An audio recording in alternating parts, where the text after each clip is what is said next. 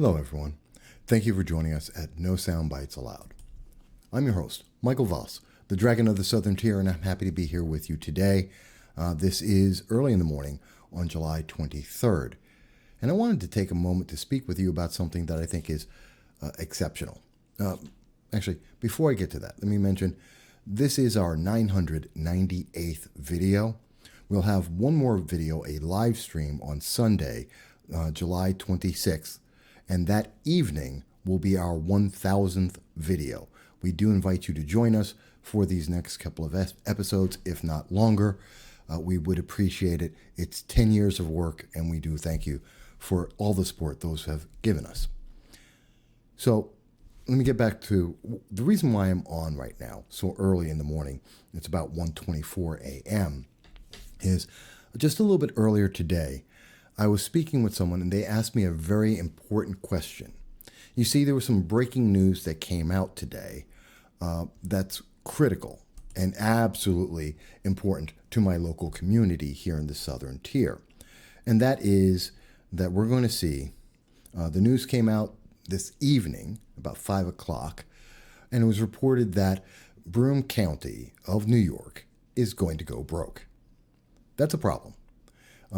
As of August 31st, there will be zero cash left for the county to take care of anything, any of its responsibilities, any of its obligations to the public.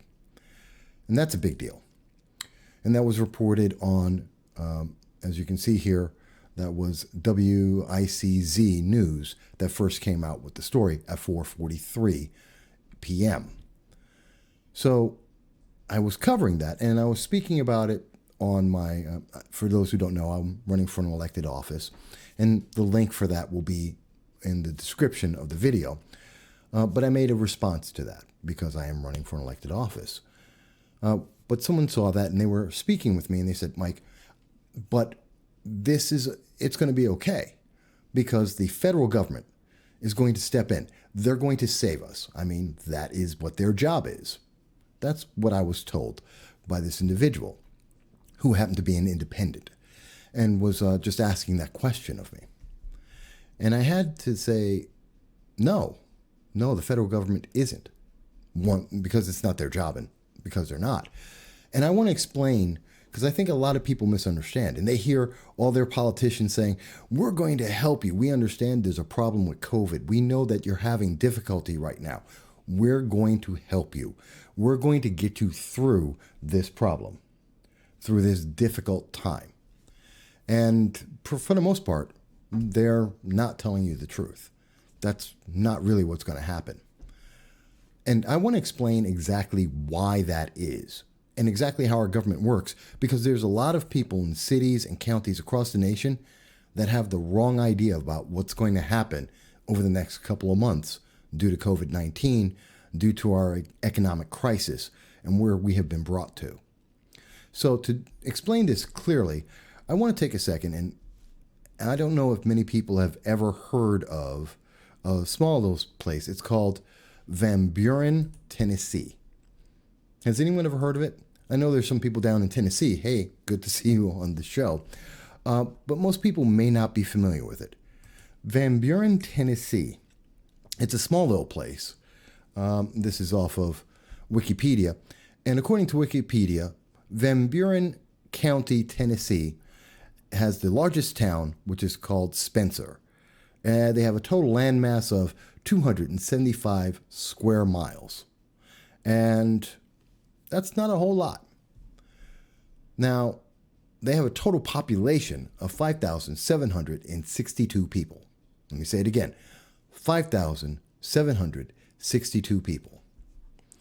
And believe it or not, Van Buren County, Tennessee is very much like Broome County, New York. Broome County, New York happens to have a landmass of 715 square miles. They have 190,000, actually less than that, 190,000 people in the county. And you would say, well, Mike, that sounds nothing like Tennessee. They're not geographically near each other. They don't have the same size. They don't have the same population. How in the world can you tell me that Van Buren County, Tennessee is just like Broome County, New York? Well, let me try and explain it and try and make it make sense for the average person, because they're actually the same in that they're in the exact same boat. You see, Van Buren County in Tennessee is out of cash. They had $1,300, almost $1,400 when they started their fiscal year in 2020. They're basically broke at this moment. As of August 31st, according to County Executive Jason Garnar, in his announcement yesterday, on July 22nd, Broome County is going to be out of money on August 31st. So that puts these two counties exactly same position. Because COVID-19 is so devastating, because economically the areas were somewhat challenged ahead of time, they're not going to be able to make it. They don't have enough cash. They don't have enough revenues. And in fact, this is not something that's unique to County Executive Garnar or to Broome County, New York, or to even the Van Buren, Tennessee. Let me explain. See, back in, it was in May of this year, the New York State Association of Counties made it very clear that we could see Broome County, New York, could lose as much as, $31 million in state aid. We already knew that in May. They further stated that they expected Broome County to lose $29 million in sales tax. This is because of COVID-19. And it's really not something that's strange, because according to WFLA News, U.S. cities were running out of money due to COVID-19 pandemic as early as April 16th of 2020. In fact, we actually covered in several announcements and videos, we've spoken about this before, that counties are just running out of money, that this has been absolutely devastating for people, the COVID-19 crisis, and that counties cannot survive this. They just can't. In fact, the United States Conference of Mayors reported that cities were reporting a pandemic creating painful budget shortfalls may force furloughs and layoffs. And in fact, they said that 88% of cities, this is back in April, expect a revenue shortfall this year as a result of COVID-19. 88% of cities. In fact, this is over 2,400 cities across the United States of every size. But for cities that were between the size of a population of 50,000 to 500,000, they were excluded from any federal funding. 98% of those counties, the overwhelming majority of cities across the nation, are going to have a shortfall. They don't have enough money. And so they're going to have to lay off employees. They're going to have furloughing employees. They're going to cut police and public safety. And we've all seen what happens when the police get cut. Just think of Seattle, Portland, New York City. Just think of, especially New York City.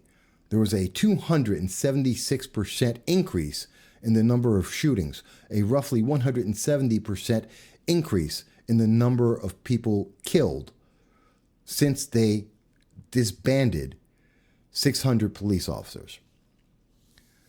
So it's a terrifying prospect. It's a terrifying idea to understand that these shortfalls are directly going to be affecting you, every single one of the people across this nation. So that's the scope of the problem. Counties are out of money. and they don't know what to do right now. Whether it's because of mismanagement, not taking advantage of the situation ahead of time, whatever may be the reason that County Executive Jason Garnar just realized, even though the information was available back in April and May, that he just realized, hey, Broome County is going to be out of money. And down in Tennessee, Van Buren County, they realized we're out of money. And so people are saying, well, go to your congressman. Go to the federal government. And that's where people are saying, hey, go to this guy. This, by the way, happens to be Congressman Anthony Brindisi. A lot of people may not be familiar with him. He's running for elected office or re-election in the New York 22nd District. It's one of the most competitive races in the nation, and there would be somewhere around $15 million spent on his race to attempt to try and get him reelected. And there are people who are saying, just like in Tennessee, they're saying to Anthony Brindisi, you're going to be able to save us. Get the federal government to bail us out. Well, the answer is no, they're not. He's going to tell you they're going to. He's going to promise that he's going to get you the federal funds and take care of your county. But the honest reality is, no, it's not going to happen. And that's because it's not the job of the federal government to bail out counties or states. It's the job of the federal government to protect the people. That's military.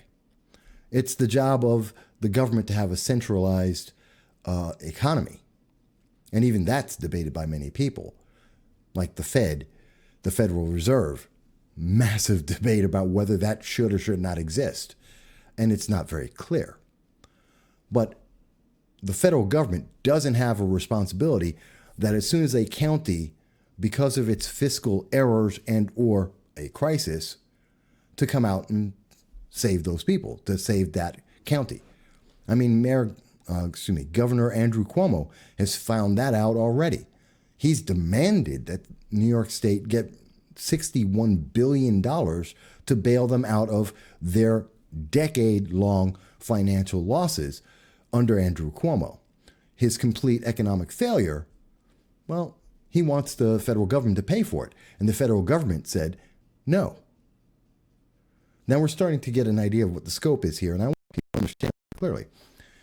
If you happen to be one of the first counties, cities, states that are going bankrupt, that have completely lost everything because of mismanagement or the inability of elected officials to have foresight to see what's coming down the road, even as news reports are saying this is coming. If you happen to have one of those county executives or one of those governors, the problem is the federal government, not only won't they do it, they can't. You see, there's 435 members of Congress, and each and every one of them has a population that they have to take care of. They have people they are supposedly accountable to.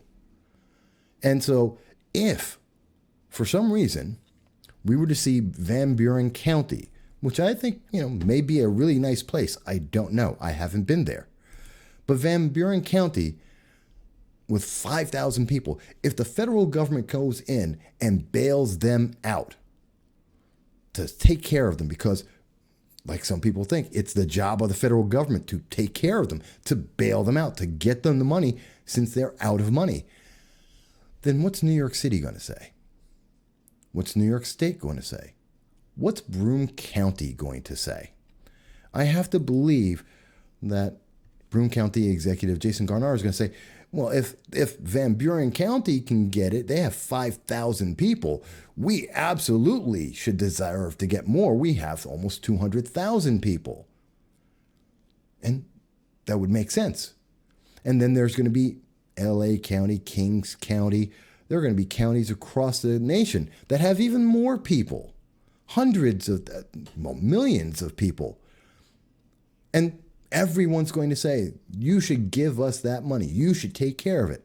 And essentially, if the government were to go around and taking care of the problems for County Executive Jason Garnar and to absolve Broome County, well, then Van Buren County is going to say they're going to cry foul. And Kings County and Queens County, all the counties are going to cry foul and say, hey, wait a minute, the federal government has to come and take care of us too. And there just isn't enough money for the government to do that. They can't save everyone. In fact, they won't even try. Because even if you tried to do it, even if Anthony Brindisi, who's already got enough problems since the day he was elected in 2019, he's had problems with getting people to support his ideas and back his bills. Nancy Pelosi has turned her back on him more than once. But even if he was the beloved of the Democratic Party, even if they were absolutely in power in both the House and the Senate, Anthony Brindisi couldn't get the money because 434 other members of Congress are going to say, my county deserves it too. Matter of fact, they'll say, my county deserves it more. And they may or may not be right. And no senator, no congressman can get a coalition of other people to say, hey, I'm going to give your people more money that's coming out of the pocket of my people. And don't worry, you don't have to pay us back. It's never going to happen. I mean, I understand. Groups like, Progressive Leaders of Tomorrow, Antifa, the far left, they have this dream that, well, someone else always has money. We can just take someone else's money. We're going to just take someone else's money and use it for ourselves, except, most people really don't want you to reach into their pocket and take their money. So the reality is that you're never going to see any one county or any one city that's going to be able to get this money. No. Actually, the federal government and the senators and the congressmen of every party, I don't care if they're Democrats, Republicans, conservatives, libertarians, they could be part of the Green Party or the Socialist Democrats like Alexandria Ocasio-Cortez. They're all going to vote in the best interest of, or theoretically, in the best interest of their constituents and say, no, you can't take our money to pay your bills just because you couldn't do your job. And I don't care how much Anthony Brindisi may beg, borrow, try and steal, cajole, he's not going to get it. No one's going to back it for him. And so County Executive Jason Garnar isn't going to get the money. He's not going to get bailed out. The only way this works is everybody has to go broke. It can't even be just New York State. You have to have New York State and Colorado and California and Michigan. They'd all have to fail at once. And just to be sure, you'd have to have something like Texas fail. A couple of Republican states as well.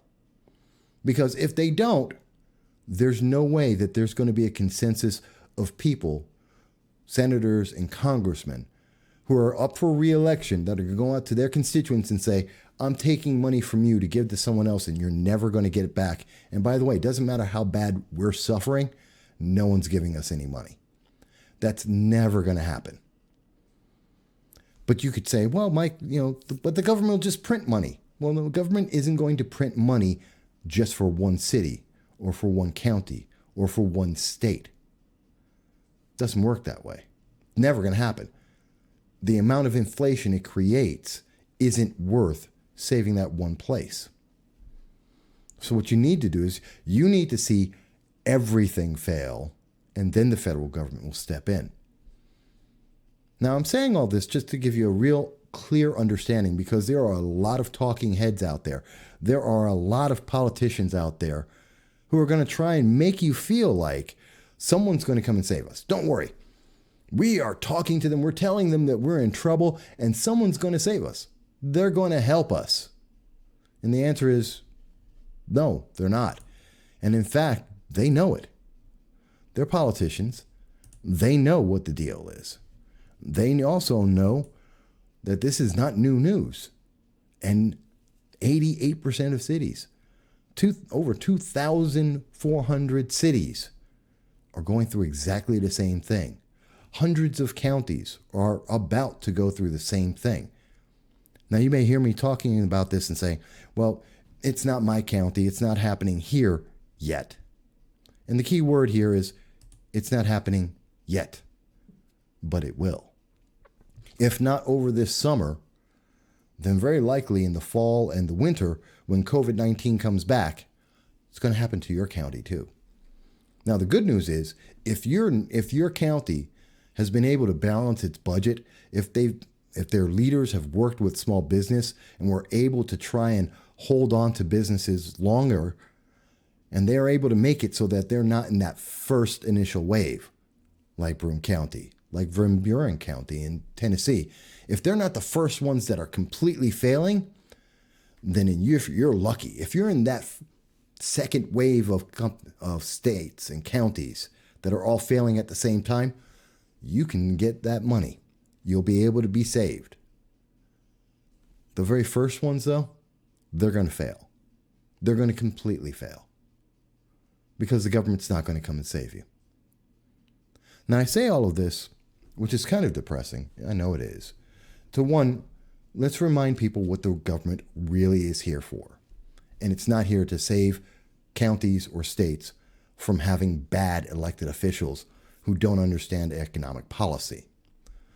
The government isn't here to try and save that one person. And in fact, it can't. It's there to take care of everyone overall in a big step, in a big arch. So don't be fooled by politicians that are going to promise you, re-elect me, and I will be able to take care of this for you. I'm going to save you. All you have to do is re-elect me. They're going to use this for their political advantage. And the fact is, they're lying to you. If they say that, they're lying because they're not going to be able to get that leverage. They can't do it.